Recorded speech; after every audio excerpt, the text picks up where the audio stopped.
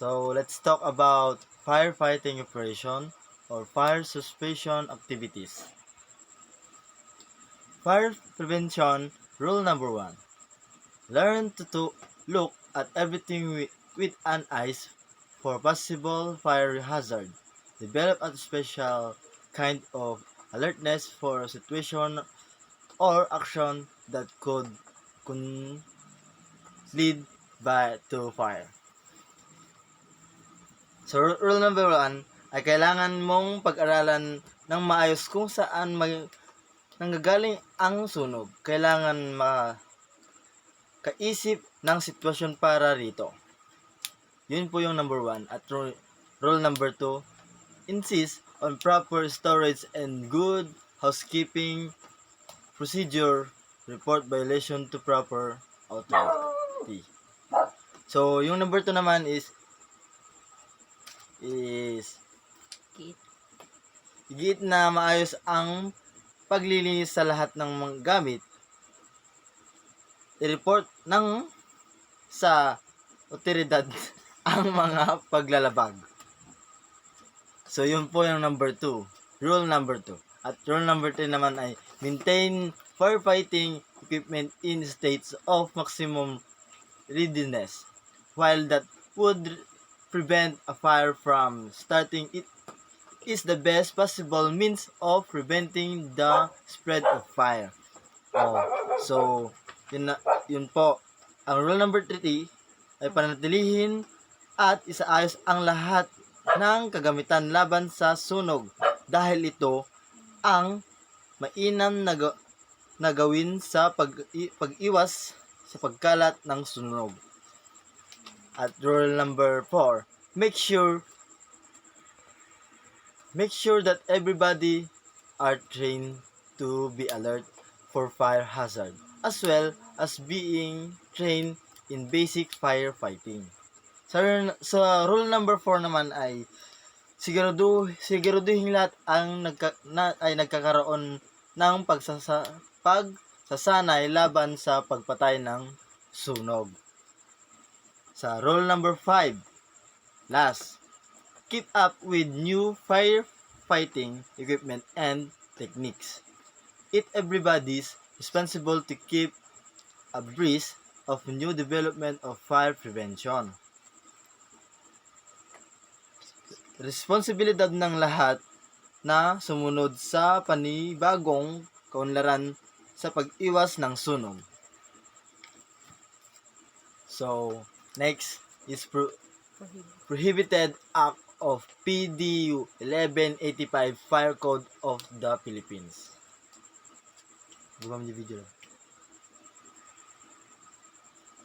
Obstructing or blocking the exits, way, or access to building clearly maker of the fire safety purpose, such as but not limited to else in interior rooms. Any part of stairway, corridors, vestibules, balconies, or bridge leading to the stairway or exit of any kind of tolerating or allowing said violation. Constructing gates, entrance, and walkway to buildings, component, and yards which obstruct that orderly and easily passage of firefighting vehicle and equipment.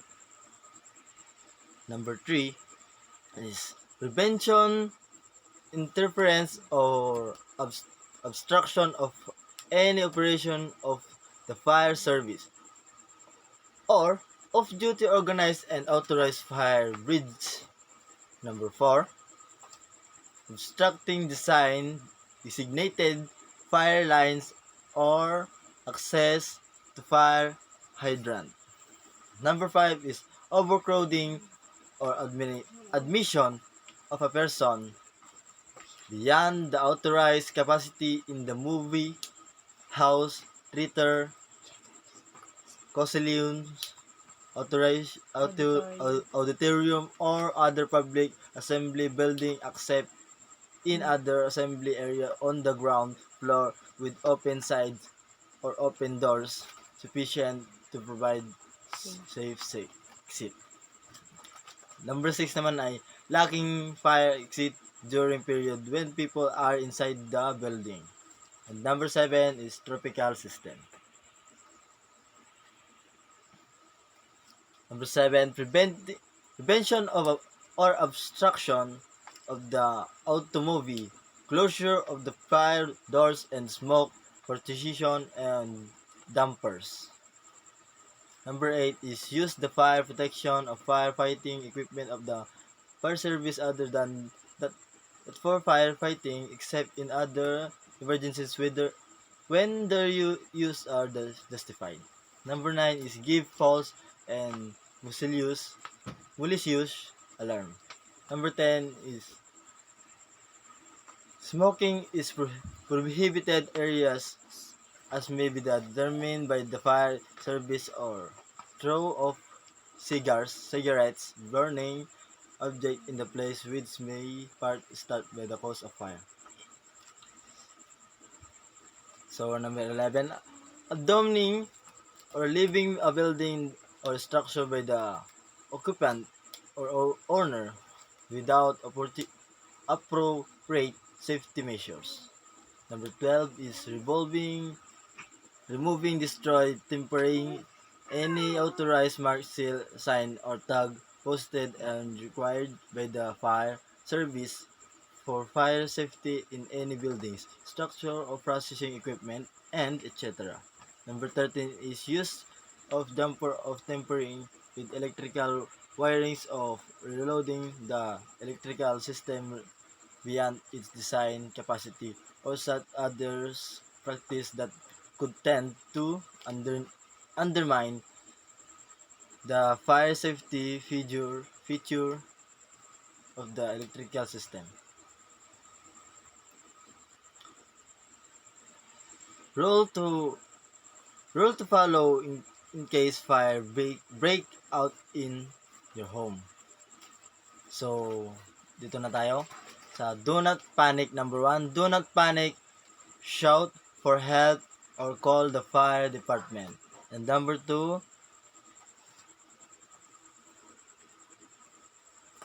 warm everybody in the house so they can leave at once by the safe exit and stay out of the building. Number 3 naman is do not try to light the fire larger than one in the waste basket unless you have had special training.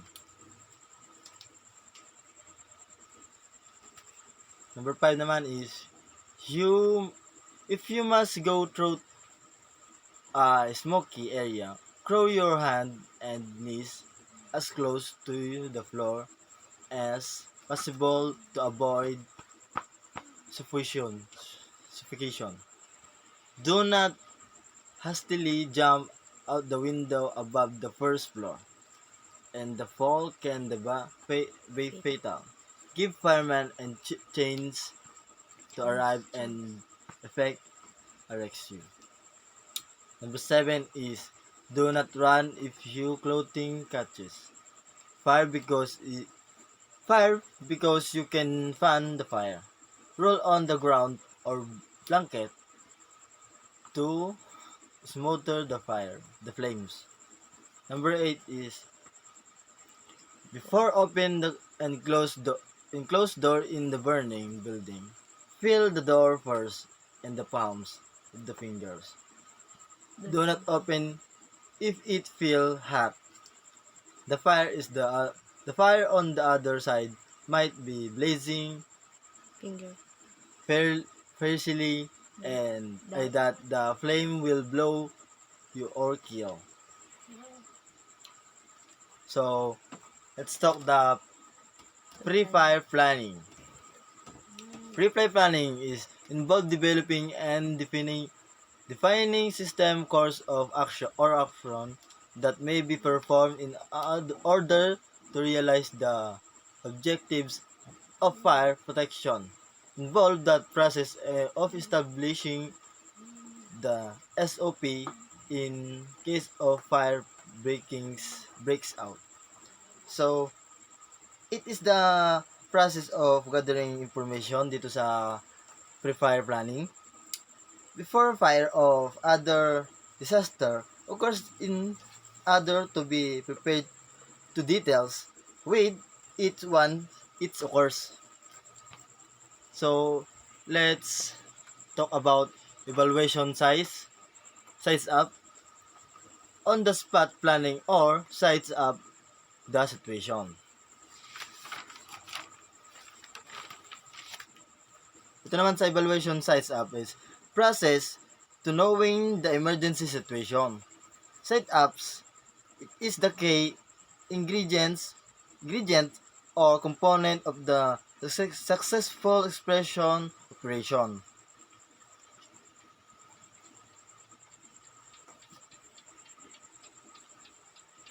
Site ups evaluation. Number 1 is learn the fact of the situation made by the answering the 5 W's and 1 H. So alam naman natin 'yan.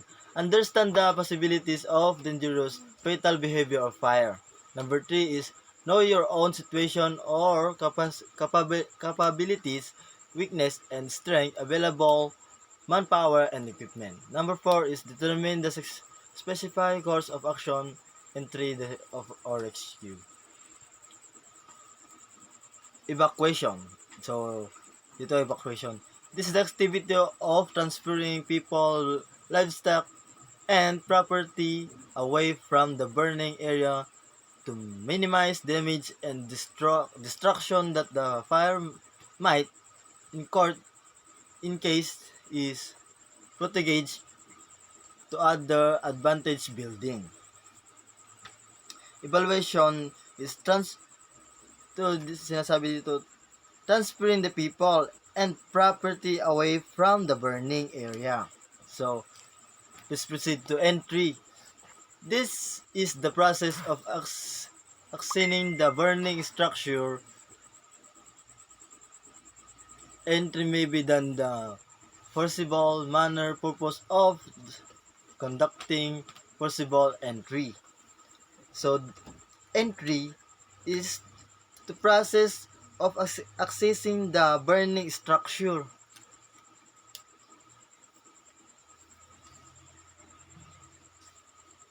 Rescue. Dito na naman tayo sa rescue. Removing those saving people and other livestock from the burning building and other involved properties. Rescue, dito sinasabi dito, they are the one who save people in the danger area. So let's proceed to type of rescue. Number 1 is rescue from burning building. Number 2 is rescue collapse building. Rescue from vehicular accident. Rescue from cave-ins. Rescue from electrocution. Rescue from hazard atmosphere. So basic approach from rescue operation. Number 1 is learn the fact of the situation, data gathering by information and person who reported the incident. Number 2 naman is understanding probabilities, do the greatest good to the greatest number. Number 3 is know your own situation, evaluate personnel and equipment and the number, victims of and rescuers.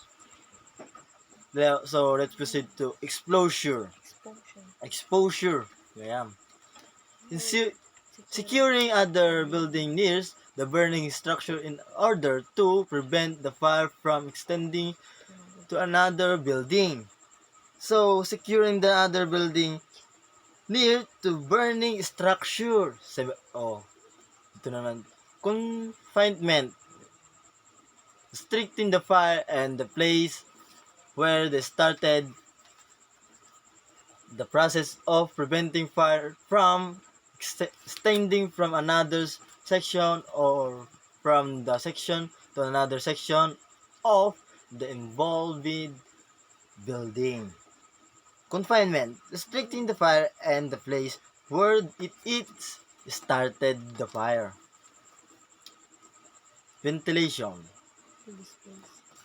to displace toxic gases. So ventilation is display toxic gases, process of displacing the heated atmosphere. So next,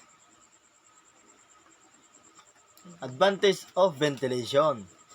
Number 1 is aid rescue operation, and number 2 is speed attack and extinguishment. Number 3 is reduce property damage. Number 4 is reduce mushrooming. And there are the three type of ventilation. Number 1 is vertical ventilation, and number 2 is horizontal ventilation, and number 3 is mechanical force ventilation. Savage, act of protecting the properties from preventable damage other than the fire. Step 1, remove the material outside the burning area. Step 2, protect or cover the material by using tarpaulins, cotton canvas, treated with waterproofing. So let's proceed to extinguishment. Putting out the main body of fire by using the 4 general method of fire extinguishment. Overhaul, the complete and detailed check of the structure and all materials therein to eliminate conditions that may cause reflash, involve completely extinguish of spark or smoldering substances to eliminate possibilities of reignition or rekindling. Fire scene investigation.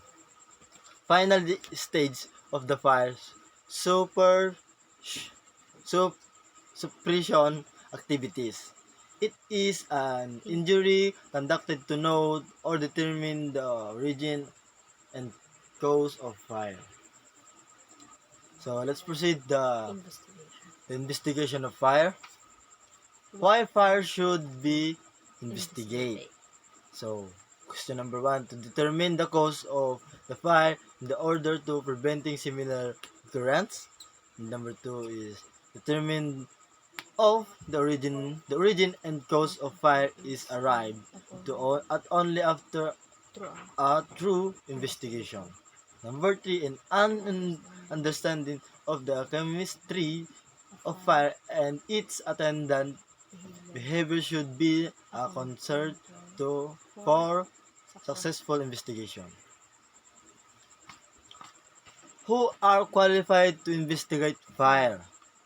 Number 1 is should possess knowledge of investigational techniques. And number 2, should have an insight of human behavior. Number 3, should have a first-hand knowledge of the chemistry of fire and its behaviors. And number 4, and should be resourceful. So, complexity and uniqueness of fire investigation. Number 1 is fire destroyed evidence. If it's arson, arson is a plan, motivate, and commitment in discrete. Number 3 is rarely can they be the eyewitness in arson. The fireman rules. They are the eye and ears of the police before, during, and after the fire has been placed under control.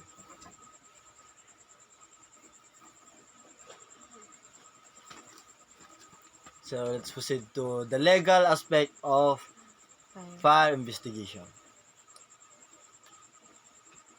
Arson. It is the intentional of malicious destruction of property by fire.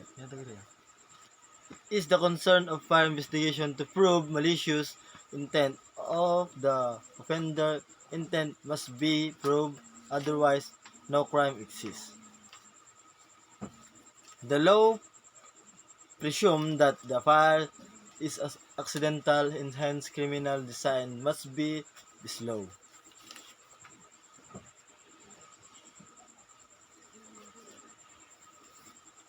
So let's visit the basic of criminal liability in arson. Number 1 is kind and character of building burn. Number 2 is location of the building. Number 3, extent or value of the damage. Number 4, whether inhabited or not. Destructive arson committed by the burning. Any arsenal, shipyard, storehouse, military powder, or fireworks factor, or the ordnance, storehouse, archives, or general museum of the government.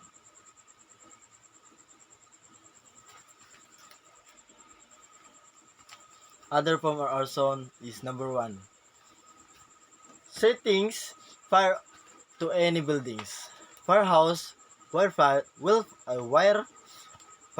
hut, or vessel in port knowing it to occupied at the time by the one or more person. Number 2 is building burn in sa public building and values damage of the damage exceeds 6,000 pesos.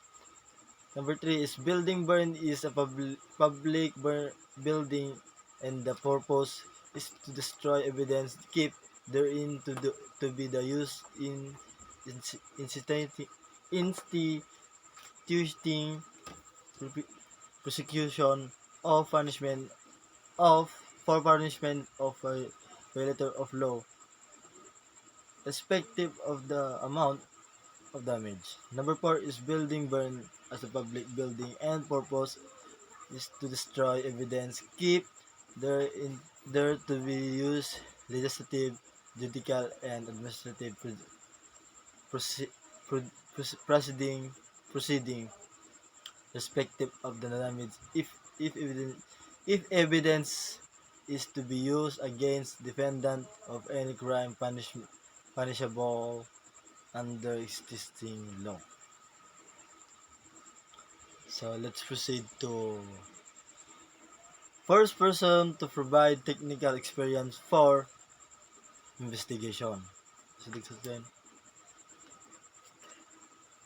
Senior fire officer from the accident. Present to explain that was observed during the fire and to report on the mechanic or that transpired during the extinguishment of fire. Photographer. Provide completely coverage beginning with picture during the fighting operation including exterior, interior, special feature, circumstances, and activities of the investigation at work. Utilities personnel. Provide technical assistance, particularly as to the condition of electrical circuit and appliances. There are the fire investigation and evidence kit. Number 1 is special clothing. Overall, coverall, gloves, boots, used to protect uniform.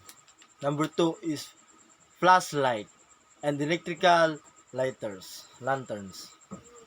Number 3 is measuring type and small under for making measurements. Number 4 is labels used to identify items. Number 5 is envelopes, box, plastics, bags, metal can use for collection. Basic basic step in fire scene examination. Search systematically. Make a plan. Have in mind that what what what you will look for the way you will look at, and that you will do with each item found and collected, and orderly. Observe. Use for eyes, ears, nose, and camera if possible to note the conditions. Take a photographs. Work by the process of elimination. Avoid backtracking. Check and varieties. Do not jump into conclusion. Take note and draw diagram. So, areas to conduct fire investigation. Exterior. Determine where the fire basement vested first by the comparing burn, char, smoke, and heat patterns and around windows, doors, and rooftop. Look for the following: exterior point of origins, unusual burning pattern around windows and doors and roof, tools and flammable liquid containers, footprint and stamp marker as suspect point end of entry. Interior, conduct general survey of the structure of the interior, the class of fire, duration, and the approximate burn time by checking the following: windows, glass condition, depth of food char, proximity to the point of origin, the duration of fire, restrictive wall covering fire, electric clock that has been stopped by fire damage. Note the time stop and compare with alarm time. Note, take note, the time factor should be estimated and considered as approximation only. Step on how to determine the point of origin. Ano ba ito ya? Examine the exterior of the building and determine which room or areas has received the most fire damage. Generally, this will be the areas where the fire burned extensively of the longest and will be very likely be where it originated. Number 2 is determine the level or origin within the room by examining and comparing the bottom, side, and table, shelf, and chair. Examine the ceiling and look the following pattern such as fire penetration and having the fire explosion. Number 4, examine the light bulbs within the rooms. Number 5, examine wall within the rooms and look at the fire pattern of the fire cones. Fire generally burn upward and outward. Heat transfer through convection and radiation. The stiffness or relatives with the angle since in the fire clone is indicate the type of burning. So let's proceed to fire report. The contents of fire report is number 1 is time of incident, number 2 is location of incident, number 3 is size of nature of the fire, number 4 is fire involvement, number 5 is injury and fatalities, number 6 is time fire extinguish. Number 7 is must be probable cause. Number 8 is follow up and corrective action required. Type of arson investigation. Basic investigation. Purpose. Ito yung purpose niya. To be determined what the property was damaged. What cause of and reason. The number and extent of injuries or fatalities. Number 4 is the recommended corrective action to prevent resource recurrence. Technical investigation. Reason in conducting technical investigation. Number 1 is there is suspicion of arson in connection with any fires. Number 2 is there is a suspicion and negligence or violation of regulation. Number 3 is the cause of any fire is undetermined. Number 5 is there is evidence negligence and mismanagement in the fire suspicion of rescue operation. Number 6 is loss of life and civility as a result of fire.